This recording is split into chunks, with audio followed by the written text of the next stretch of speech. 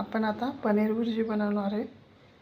त्याच्यासाठी एक अद्रकचा तुकडा, 6-7 पाकळ्या लसूण, जास्त आहे थोडेसे, आणि 3 मीडियम आकाराचे कांदे बारीक कापून घेतले आणि लसूण आणि अद्रक पेस्ट बनवून घेणार आहे।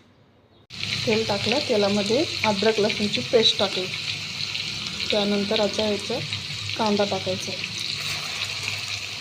कांदा चांगला लालसर भाजून घ्यायचा।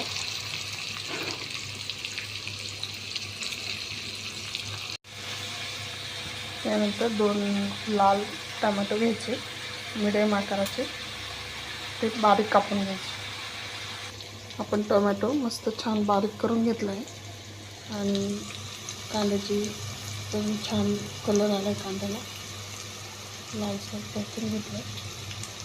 आता त्यात आपण टोमॅटो घालतो। मी गोवर्धनचं पनीर यूज करते आहे।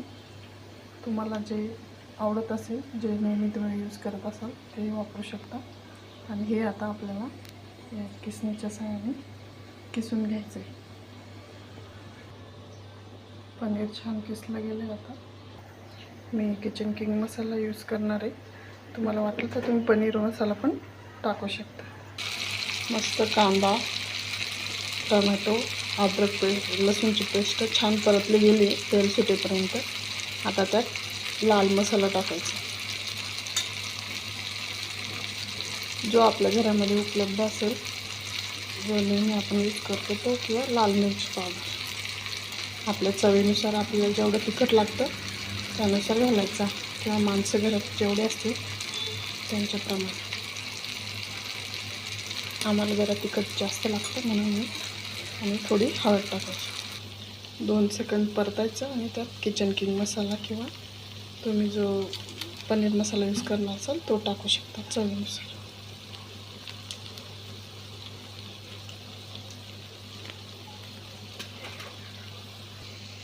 आता चवीनुसार मीठ टाका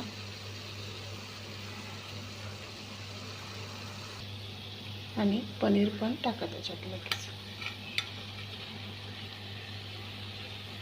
जे आपण बारीक किसून घेतलेले, आणि छान मिक्स करून घ्या।